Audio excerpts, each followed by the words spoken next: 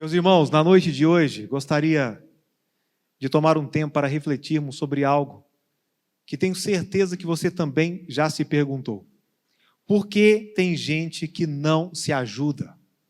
Por que tem gente que, por mais que nós queiramos ajudá-la, essa pessoa, ela sempre retorna aos mesmos erros, caindo então no mesmo buraco?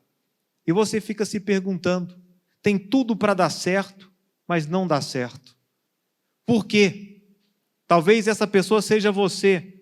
Você tem lucidez, você sabe o que precisa ser feito e não faz. Sabemos da luta que foi relatada pelo apóstolo Paulo no livro de Romanos, no seu capítulo 7. No entanto, nós percorreremos outros versículos das Escrituras, mas eu gostaria que você meditasse sobre isso, analisasse a sua própria vida e tivesse então ferramentas para se avaliar e também para ajudar o próximo, aquele que está ao seu lado e que também precisa de ajuda. Abra comigo a sua Bíblia no livro de João, capítulo 3, verso 19. João, capítulo 3, verso 19. E peço que, em reverência à leitura da palavra do Senhor, que se coloque de pé.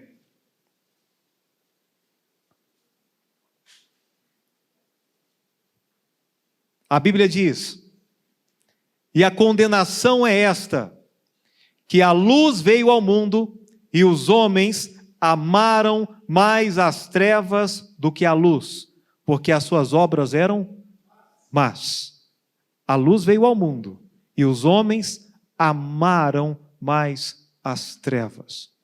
Senhor, mais uma vez, em oração eu peço a intervenção do Senhor sobre as nossas vidas, sobre o nosso coração, sobre os nossos pensamentos. Senhor, que venhamos a compreender melhor as Escrituras e a vivê-la de uma forma que qualquer pessoa que olhe para nós possa entender, possa dar testemunho de que somos cristãos, verdadeiros seguidores de Jesus. É o que eu peço, em nome de Jesus. Amém. Amém. Pode assentar-se. Hipócrates, ele disse: antes de curar alguém, pergunta-lhe se está disposto a desistir das coisas que o fizeram adoecer. De certa forma, o pecado, ele é o agente direto e indireto das nossas dores, o que explica o sofrimento na raça humana. E o ser humano, por uma questão lógica, ele busca alívio imediato para as dores. Quando você está doente, você quer logo tirar, sanar aquela dor, aquela indisposição. No entanto, nem sempre você está disposto a resolver o fato gerador, ou seja, aquilo que está produzindo a doença, aquilo que está causando a febre ou infecção. E aí que mora o problema. Percebam, o fumante tosse, amarela os dentes, cheira mal, envelhece precocemente, infarta e contrai um câncer. Ele reclama de tudo o que lhe acontece, mas não abandona o cigarro. O drogado, ele lesiona seu cérebro, sofre psicoses, perde o emprego, perde sua dignidade e acaba com seu dinheiro. Ele reclama de tudo o que lhe acontece, mas não abandona as drogas. Vejamos o bêbado. Ele bate o carro, briga com a esposa e é roubado na rua. Ele reclama de tudo o que lhe acontece, mas não para de beber. Temos o consumista. Ele fica endividado desnecessariamente, recebe cobranças, ameaças, suja seu nome no SPC, é mal falado na praça, e etc. Ele reclama de tudo o que lhe acontece, mas ainda assim continua a se endividar. O preguiçoso, ele não estuda, não trabalha, nem ajuda em casa. Está cada vez mais pobre, longe dos seus sonhos e frustrado com a sua própria vida. Ele reclama de tudo que lhe acontece, mas não renuncia à preguiça. Temos o rancoroso, vive amargo, de mal com a vida, guarda tristeza, mágoas no coração e afasta as pessoas de si. Ele reclama de tudo que lhe acontece, mas não está disposto a perdoar quem o ofendeu.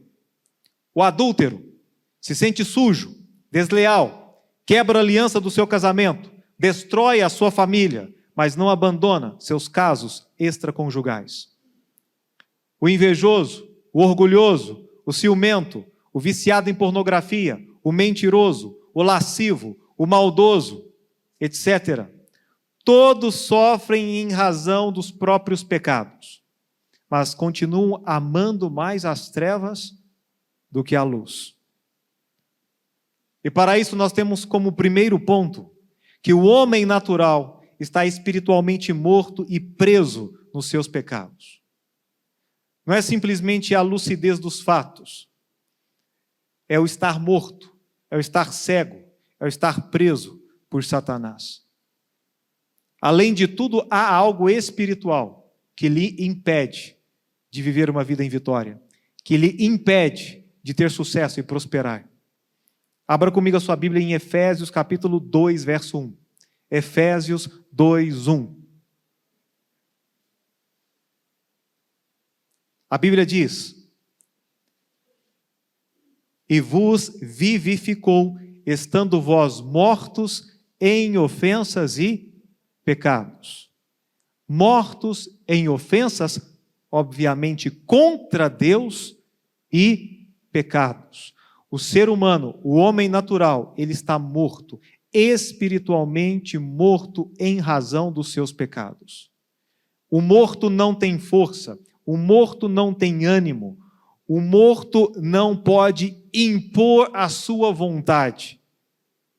E além do mais, o homem natural, ele está preso por Satanás. Se você for comigo agora à segunda carta a Timóteo, no capítulo 2, verso 25 e 26, você saberá do que estou dizendo.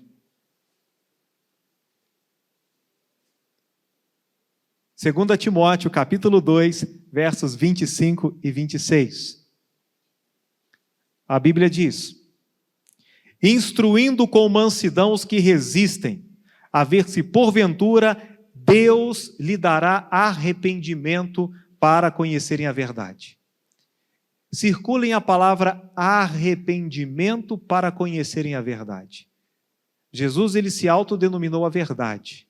Disse-lhe Jesus em João 14,6, eu sou o caminho, a verdade e a vida. Ninguém vem ao Pai senão por Ele. A forma de encontrar a verdade, de ter um relacionamento com Jesus, é mediante arrependimento.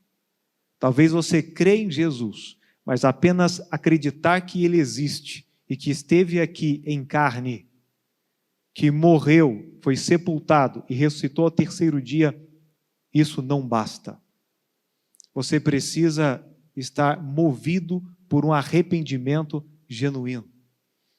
E a Bíblia diz no verso 26, e tornarem a despertar, porque estavam mortos, desprendendo-se dos laços do diabo, em que a vontade dele, a vontade de quem? Do diabo, estão presos. Meu amado, eu não espiritualizo todas as coisas, mas convenhamos, uma pessoa que está dopada, drogada, viciada, existe um mundo espiritual por trás. Se essa pessoa não buscar apoio em Jesus Cristo, mediante um arrependimento profundo, ela não será liberta. O problema é que as pessoas não querem pagar o preço, elas querem um alívio imediato da dor, mas elas não querem resolver o problema que as adoece. Talvez é a sua alimentação que tem causado dores de cabeça, um sobrepeso, uma dificuldade, mas você não está disposto a fechar a boca, a fazer uma reabilitação nutricional para se ver livre de um problema. Falando em uma questão espiritual, existem pessoas que estão presas por Satanás, existem pessoas que estão presas no vício da pornografia ou do adultério e não entendem o quão mal, o quão lascivo, danoso é tais pecados, ou são tais pecados, e não conseguem se libertar, e tentam por uma semana, talvez no máximo 15 dias, e tornam a cair. estão presas nos laços de Satanás. Daqui a pouco nós veremos como se libertar. E se é possível se libertar. Porque é possível que eu fale com alguém que diga: pastor, eu sei disso. Eu sei que o meu vício, o meu pecado me causa dano, eu tenho sofrido. Mas eu não consigo, eu já tentei. Não é de agora. Eu tentei 1, 2, 3 vezes. Mas eu continuo preso. E além disso, cego, tropeçando, vez após vez, sendo iludido, enganado, e quando vejo, já estou no fundo do poço. Há uma solução para você. Há uma resposta que vem do alto para curar, para libertar, para que você realmente seja livre e possa curar no mais íntimo a sua enfermidade, seja ela espiritual, emocional ou física. A Bíblia diz em 1 Coríntios, ou melhor, 2 Coríntios 4:4, nos quais o Deus deste século cegou o entendimento dos incrédulos, para que não lhes resplandeça a luz do Evangelho da glória de Cristo, que é a imagem de Deus. Estão cegos. Talvez você já ficou bravo, nervoso, de tentar explicar o plano de salvação e a vida eterna, e quem é Jesus, e como Ele salva, e como Ele ama, e qual o propósito da sua vinda aqui na terra. Mas a pessoa não compreende. E a pessoa, ela acha que é tudo normal. E ela está cada vez mais aprofundando-se nos seus pecados, cavando a sua própria sepultura. Essa pessoa está cega. E ela não entende que a mentira, que a desonestidade, que o furto, que a pornografia, e eu vou bater nessa tecla várias vezes, que tantas coisas estão prejudicando e a pessoa continua naquele ciclo, naquela vida, e assim se autodestruindo. Talvez é seu filho, talvez é um parente, talvez é um amigo, um colega de sala, um colega de trabalho. Você falta assim chacoalhar a cabeça dele, abrir a cabeça para ver se coloca alguma coisa que lhe dê juízo, mas não entra na cabeça. Está cego. Nesse momento que as nossas orações, e bem lembrado da irmã Lourdes, o jejum é importante para ajudarmos nesse processo de libertação. Isso vale tanto para outrem como para nós.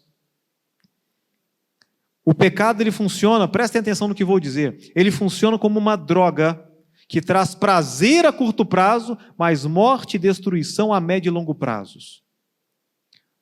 Tem gozo no pecado, tem prazer no pecado, mas é de curta duração. É como o efeito de uma droga. E logo depois, a médio e longo prazo, você vê a sua vida sendo destruída e você mesmo a destruindo.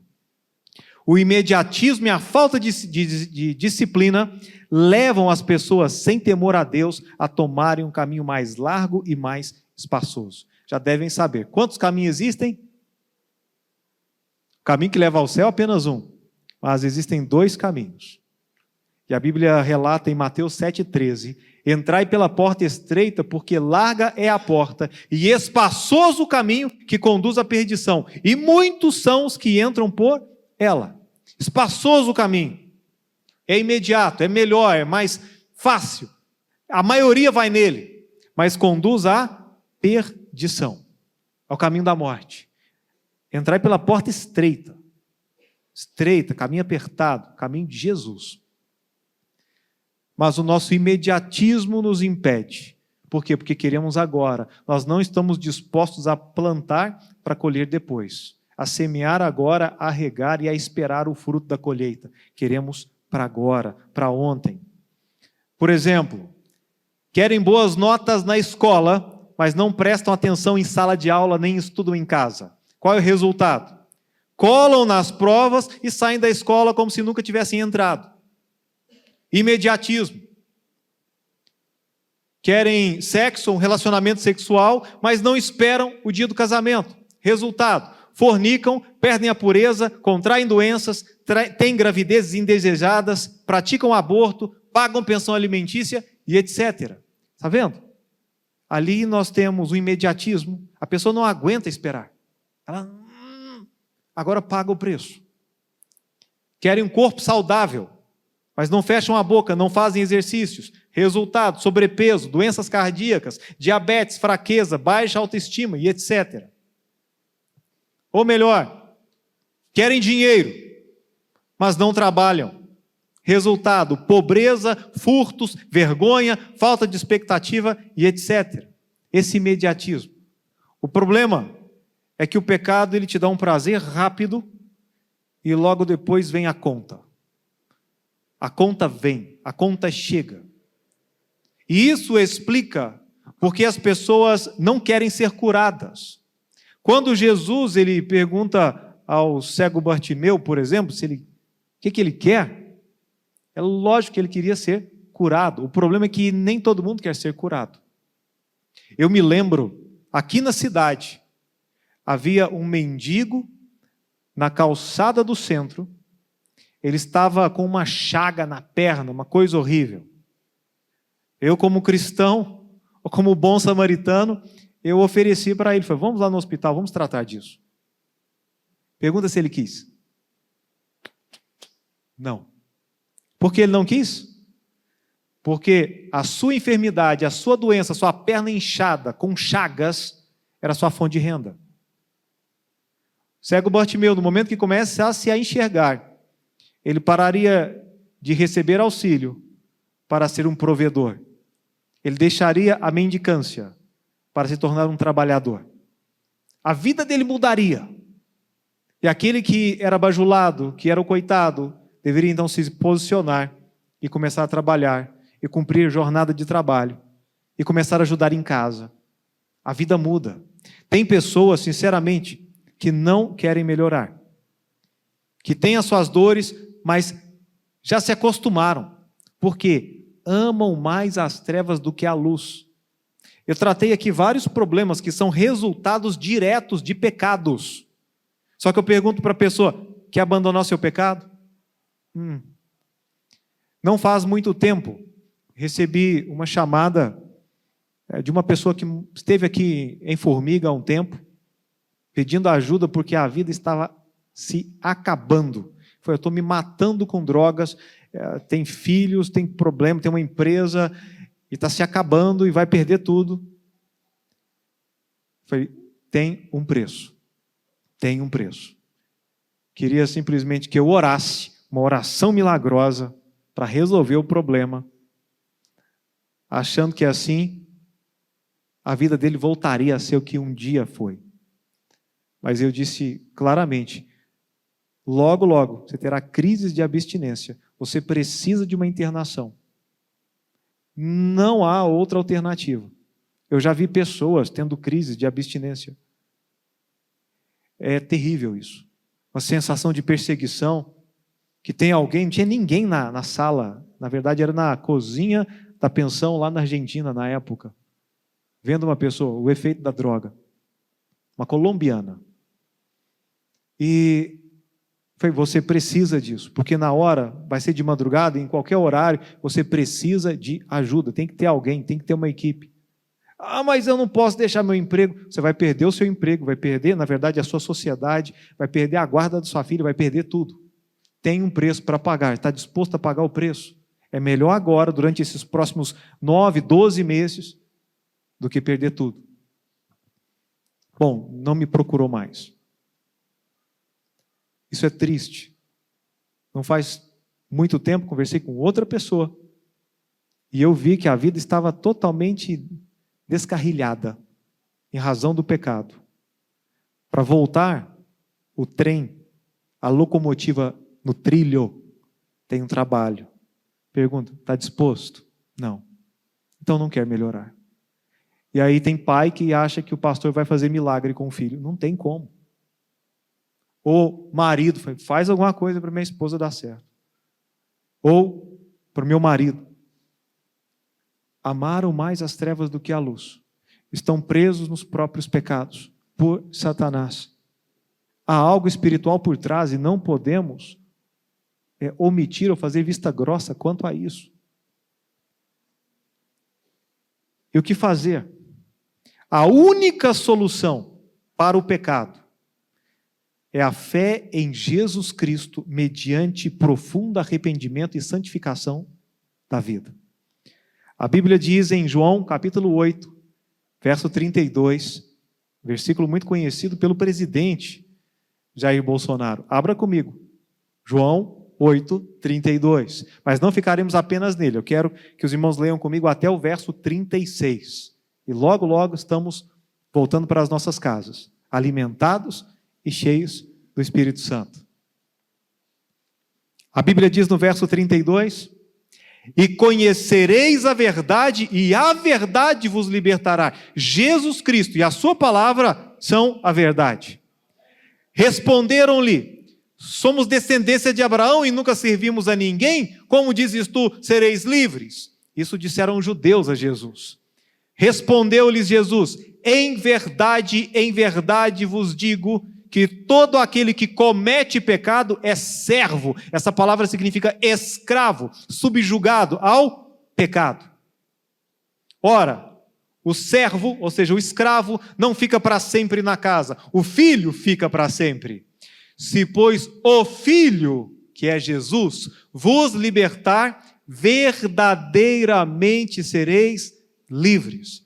Meus amados, aqui não há terapia, aqui não há medicamento, alguma droga que vai ajudá-lo a estar melhor, a se sentir bem, a abandonar um vício, a deixar um pecado. Apenas Jesus Cristo. Se, pois, Jesus Cristo vos libertar, verdadeiramente sereis livres. Porque tem pessoas que acham que se libertam, que acham que sozinhos vão conseguir. Lê do engano, é por pouco tempo. E aí a porca lavada volta ao despojadouro de lama. E o cachorro volta a comer o seu próprio vômito. Porque achou que dava, mas não consegue sozinho. Nós precisamos de Jesus Cristo. E isso tem a ver muito mais do que a sua estada na igreja. Tem a ver diretamente com a sua vida, o seu relacionamento pessoal com Jesus.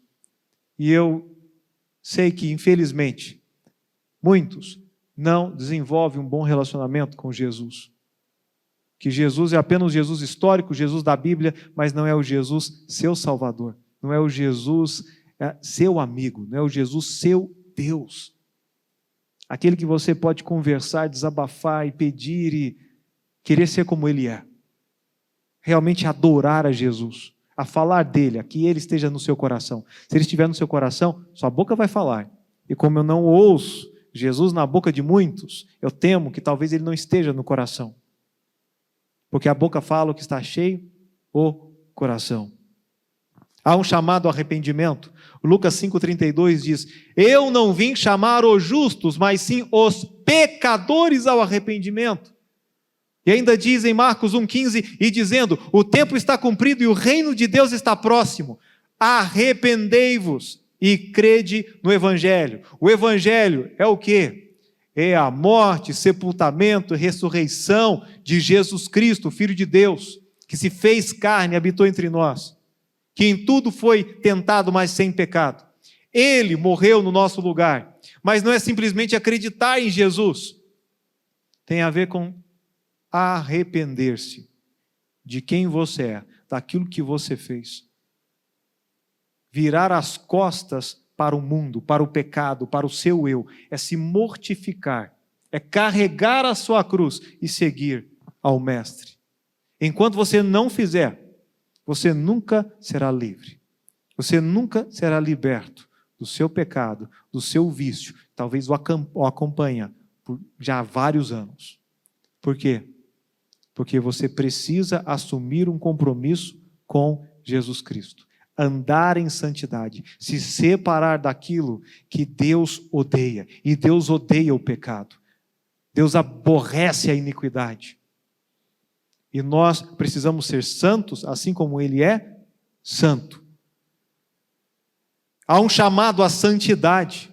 Em Efésios 4:24, a Bíblia nos diz: e vos revistais do novo homem, que segundo Deus é criado em verdadeira justiça e santidade. É para se revestir tira essa veste antiga, se despoja do velho homem, se vista do novo, cheio de justiça e de santidade. É necessário haver santidade nas nossas vidas, nos nossos pensamentos, no nosso falar.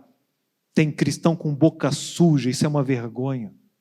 Tem cristãos maquinando pensamentos malignos, pensando que Deus não está sondando os corações, quando está fazendo coisas às escusas, como se a Bíblia não falasse a verdade e alertasse que tudo que está oculto há de ser revelado, que não há nada que não esteja oculto, que não haja de ser revelado, exposto. Isso deveria trazer temor para o povo de Deus. A Bíblia diz ainda em 1 Pedro 1,15, a última passagem desta noite: mas como é santo aquele que vos chamou. Quem nos chamou? Jesus Cristo. Busca entender quem é Jesus, como Ele é santo. Da mesma forma que Ele é santo, sede vós também santos em toda a vossa maneira de viver. Sabe o que significa isso? Em toda a vossa maneira de viver. Que quando você sair, do jeito que você estaciona o seu carro na rua, do jeito que você dirige o seu carro, a sua moto, a sua bicicleta, do jeito que você anda na rua, o estilo de roupa que você veste, o jeito que você fala, aquilo que você assiste, aquilo que você tem no seu celular, no seu notebook, no seu computador, em toda a vossa maneira de viver. As suas companhias, o estilo de música que você ouve, tudo. Sede vós também santos em toda a vossa maneira de viver. Tudo que você fizer, você olha, Jesus faria o mesmo? Jesus vestiria essa roupa, Jesus ele falaria essa gíria, Jesus ele assistiria esse filme, ele veria esse seriado, Senhor Jesus ele faria esse tipo de negócio no trabalho. Senhor Jesus ele riria de uma piada suja de duplo sentido. Senhor Jesus, ele se calaria diante de uma profanação ou de um insulto para com Deus Pai. Até no comer. Algumas pessoas usam de glutonaria ou bebedice. Qualquer coisa. A Bíblia diz claramente: quer comais, quer bebais, ou façais outra qualquer coisa, fazei tudo para a glória de Deus. Se você vai se divertir, vai pescar para a glória de Deus. Se você vai fazer uma caminhada, andar de bicicleta para a glória de Deus. Você vai trabalhar amanhã para a glória de Deus. Como se você fosse Jesus, representando Jesus.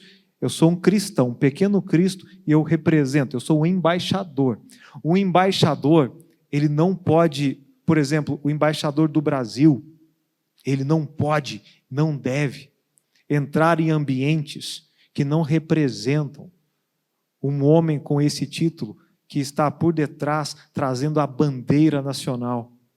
Imaginem o embaixador do Brasil sendo encontrado bêbado em uma boate, encontrado ali naquele beco onde as pessoas estão fazendo negócios escusos, traficando. Por que um cristão ele poderia se envolver? Nós devemos ir para resgatar pessoas. É diferente. Jesus ele estava junto com os pecadores, mas em momento algum ele pecou. Em momento algum ele compactuou com o pecado. E, infelizmente, muitos cristãos já deixaram de andar com Jesus. Carregam só a casca da religiosidade. Colocam uma roupa que parece de cristão, pegam uma Bíblia, põem um adesivo no carro, eu sou cristão.